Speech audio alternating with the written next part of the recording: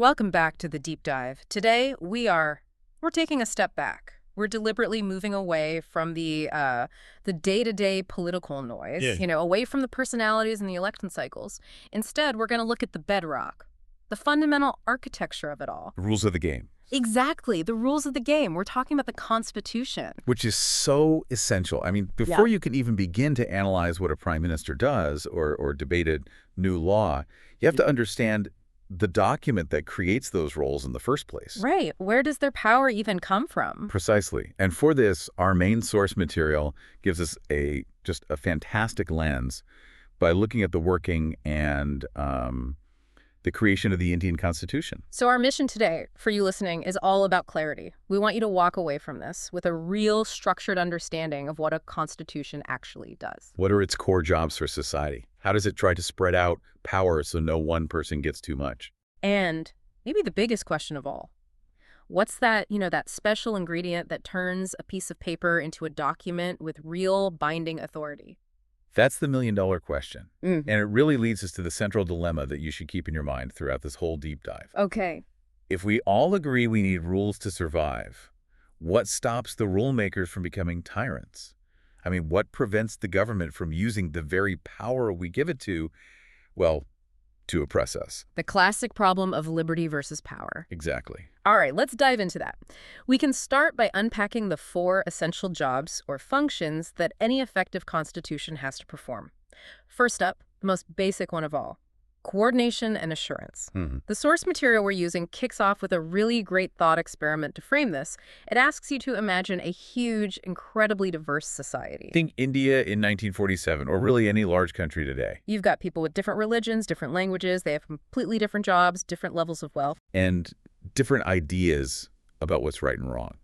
So in that situation, disputes they're inevitable. Of course. People are going to argue over property lines, over who should pay for schools, how to keep the streets safe. And if you had to negotiate every single interaction from scratch, Nothing would ever get done. It would just be gridlock. or worse, it would be chaos. The strong would just dominate the weak. So the initial problem isn't even about good versus evil, really. It's just about the sheer impossibility of coordinating millions of people. It is. You just need a set of basic rules to live by. But here's where the source makes a really crucial distinction. It's not enough to just have the rules. Okay, what do you mean? Well, let's say we all agree that, theft is wrong. That's a rule. But for it to work, I need to know that you won't steal from me. And more importantly, I need to be assured that you won't. So it's about trust. I need to trust that you'll follow the rule just like I am. Exactly.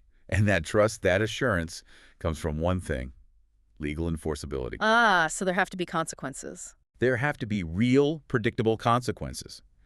The rules have to be backed by the state, which has the power to punish people who break them. That's the assurance.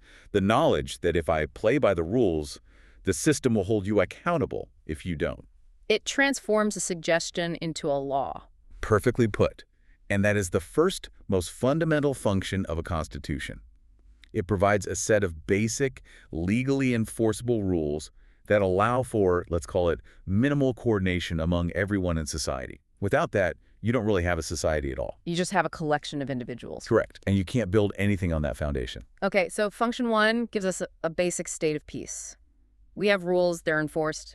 Now what? Now we hit the next, and maybe more difficult question. Who gets to decide what the rules are? Right. Who gets to make the laws? This is the second function. Before you can even debate a specific law about, say, taxes, you have to decide who has the legitimate power to create that tax law in the first place. This is like the blueprint for the government itself, isn't it? It is the master blueprint. I mean, history shows us all sorts of different answers to this question. In a monarchy, the king decides. His word is law. In a dictatorship, it might be one political party or the military. Right. But in a democracy, the theory is that the people decide. And a constitution is the document that makes that theory real. It specifies how the government itself is. Well, how it's constituted. It sets up the whole structure. The whole structure. Will there be a parliament, a president? How are they chosen? How long do they get to stay in power? The Constitution is the authority that creates the government. So if we look at the Indian Parliament, for example, its power isn't just inherent. It exists because the Constitution of India explicitly says this body has the authority to make laws. That is the absolute key. If you took away the Constitution, the Parliament building would still be there, but its laws would have no force. So the second function is to specify who has the decision-making power in a society and how that government is formed. It separates legitimate power from just raw force. Okay, so now we have a system. We have basic rules, and we have a legitimate government that can make new rules. But this brings us right back to that original dilemma, doesn't it? It does. What's to stop that government, even one we elected, from turning around and using its power against us? This is the great paradox of democracy. A majority of people can elect a government, and that government can then use its legitimate power to pass laws that are, frankly, unjust or oppressive. Especially towards minorities or people who disagree with the majority. Absolutely. Think about some of the examples from the source material.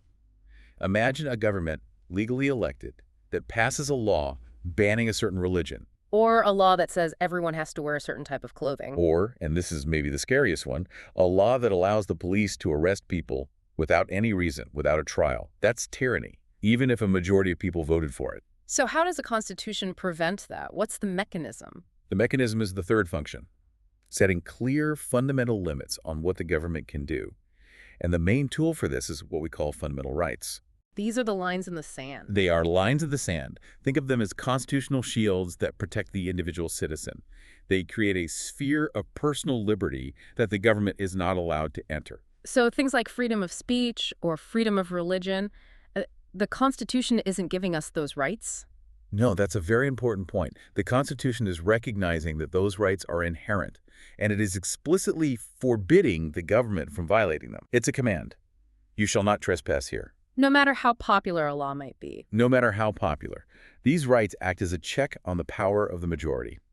So, the third function is to set these fundamental limits, these non-negotiable boundaries on government power. It's the core of what we call constitutional liberalism. All right, so we have coordination, we have a structure for making laws, and we have limits to protect citizens. That seems pretty comprehensive, but there's a fourth function. Yes, and this one represents a really significant shift in thinking, especially in more modern constitutions. The first three are mostly about structure and limitation. This fourth one is about aspiration.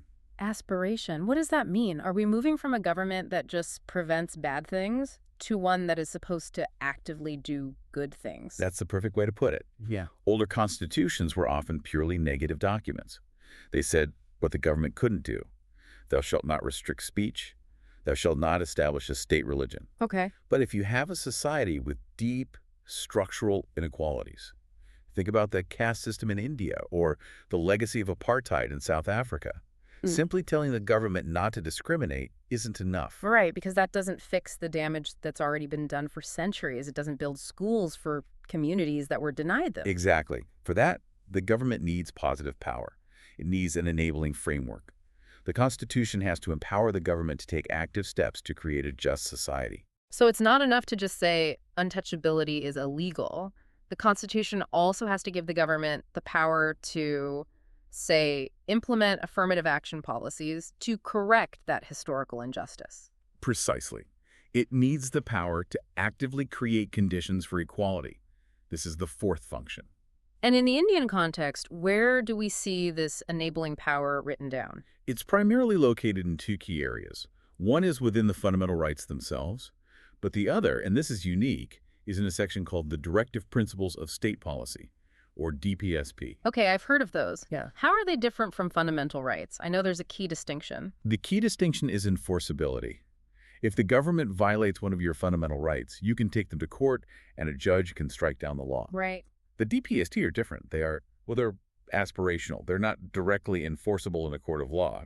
They're a set of goals and instructions for the government. So they're like a moral compass for the state. A moral and constitutional compass, yes. They guide the state to work towards things like a living wage for all workers, or equal pay for equal work, or better public health. A citizen can't sue the government for failing to provide a living wage. But the DPSP gives the government the constitutional justification to pass a law creating a minimum wage. That's it, exactly. Huh. So the fourth function is to enable the government to fulfill the aspirations of society and actively build a more just world. It's a profound shift from a passive rulebook to an active mission statement. So these four functions together create the whole system. Now let's talk about the people living within that system. When a massive, diverse group of people all agree to live by the same set of rules, what does that do to them? It forges an identity, a shared political identity. By agreeing to these constitutional norms, people from completely different backgrounds, different languages, different faiths, they gain a common identity as citizens of a single nation. It creates a sense of we. A we that's defined by the Constitution. And it also sets the moral identity of that nation. By writing down that equality and liberty are fundamental values, the Constitution is making a powerful statement about what that society stands for. And this is where the source makes a really critical point about the type of identity being created. It draws a line between a political identity and an ethnic one. Yes, and this is hugely important, especially in the 20th century and beyond. Many nations, particularly in Europe, historically defined their identity based on ethnicity. To be German is to have German blood. And the danger there is that if you define the we by ethnicity, you are automatically excluding everyone else. You're creating a permanent them, a group of minorities who can never truly belong. This is a recipe for conflict, for oppression, for disaster. So what did the Indian framers do? They consciously and explicitly rejected that model. They knew that for a country like India, with its staggering diversity, the national identity had to be inclusive and political. So being Indian isn't about your ethnicity or your religion. It's about your allegiance to the Constitution and its values. It's a political identity open to everyone who agrees to the rules of the game.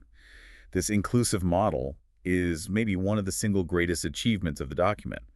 It's what holds the whole thing together. Which brings us to the big question. Why did this particular constitution work so well? I mean, history is littered with beautifully written constitutions that ended up being, as the source says, mere words on parchment. Why did this one, forged in the middle of the chaos of partition, actually stick? Why do constitutions in places like India or the U.S. or post-apartheid South Africa endure? It really comes down to a few key factors, and they all revolve around this idea of legitimacy. The rules only work if people believe in them. Okay, so what's the first factor? The first is the mode of promulgation, which is really just a technical term for how it was created. The origin story. The origin story, exactly. Successful constitutions almost always emerge from a popular national movement.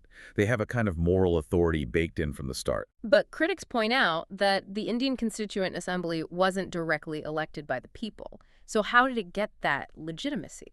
That's a fair and important question. And the answer is that its authority didn't come from a direct vote, but from the immense public credibility of the leaders who were in that assembly. So people like Nehru, Patel, Ambedkar. These were the figures who had led the freedom struggle for decades. The people trusted them. They had earned the right to speak for the nation. And importantly, even though the Congress Party had a huge majority in the assembly, They didn't just push their own agenda. no, they actively brought in people with different viewpoints, brilliant legal minds from outside their party. They focused on building a consensus. The legitimacy came from the public's trust in that process of negotiation. Okay, so a legitimate origin story is step one. What's step two? Step two is the substantive provisions.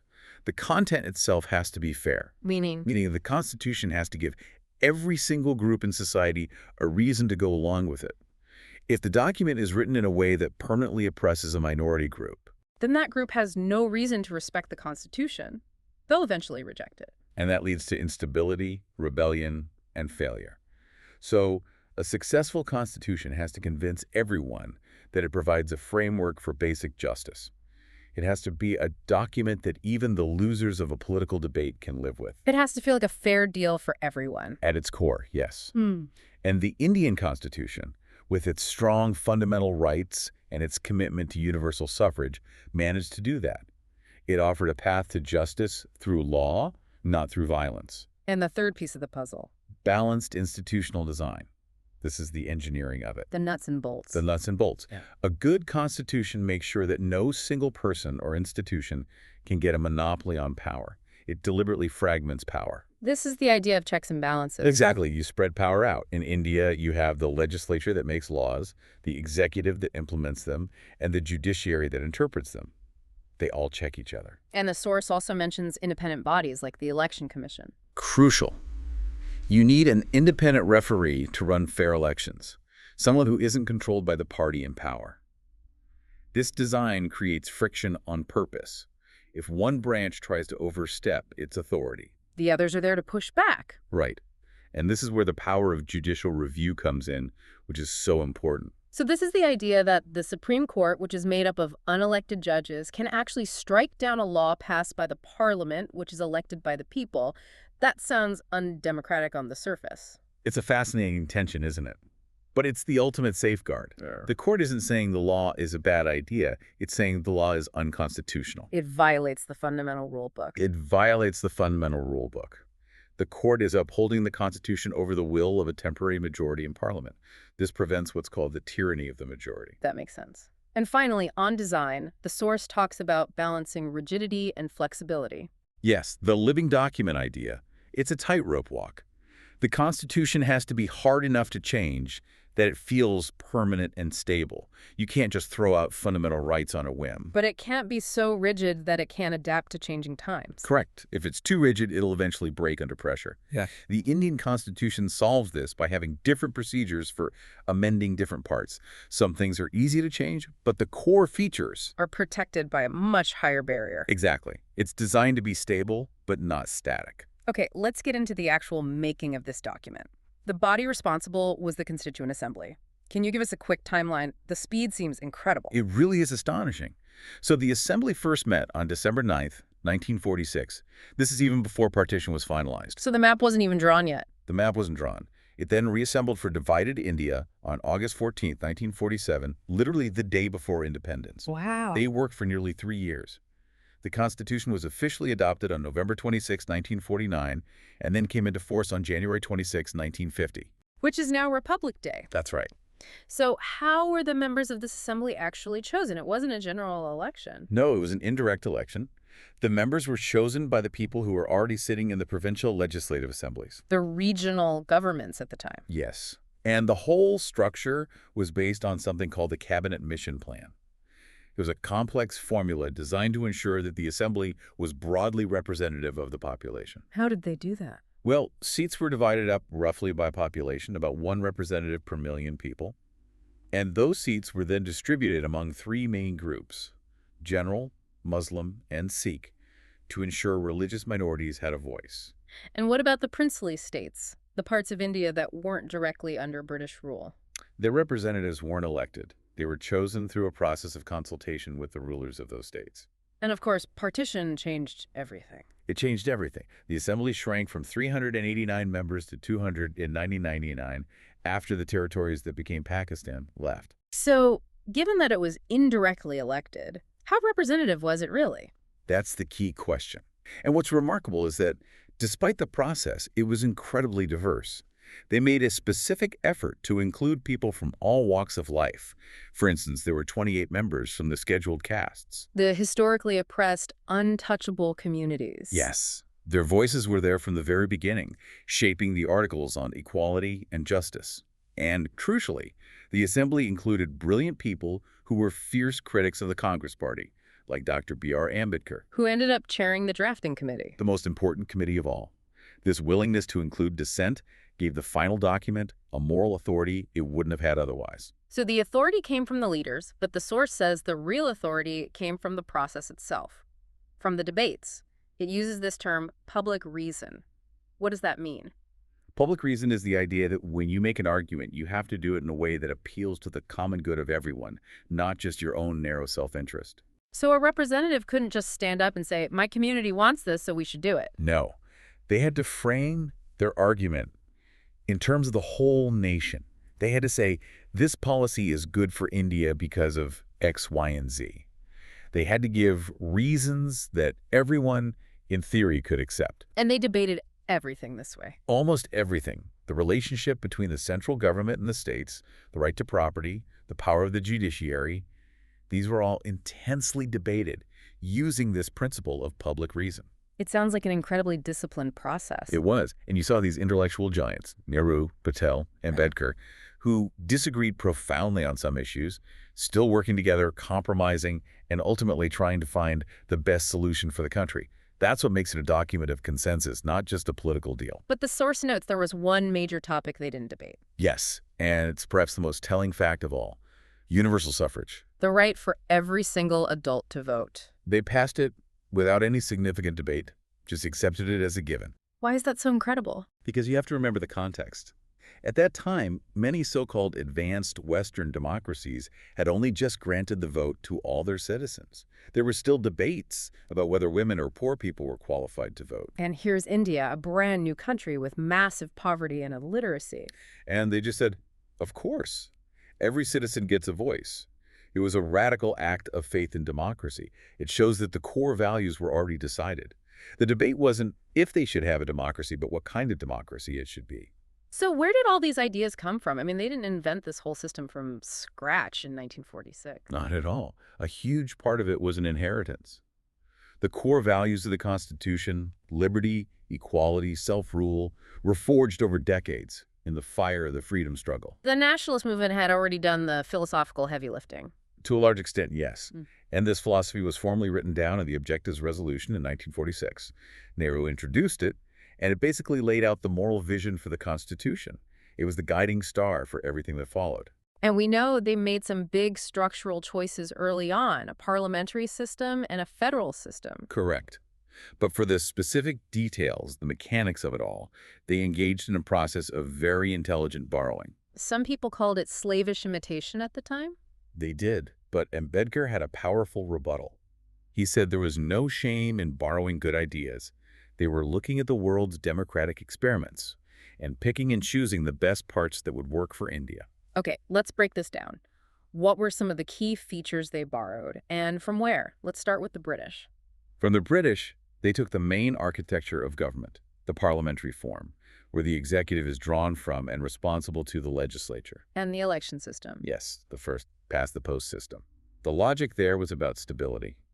FPTP tends to produce clear majorities and stable governments, which they felt was critical for a new, fragile nation. So stability was more important than perfect proportional representation. In their view, yes. They also took the concept of the rule of law and the institution of the Speaker in Parliament from the British model. Okay, what about those aspirational goals, the directive principles? That idea came directly from the Irish Constitution.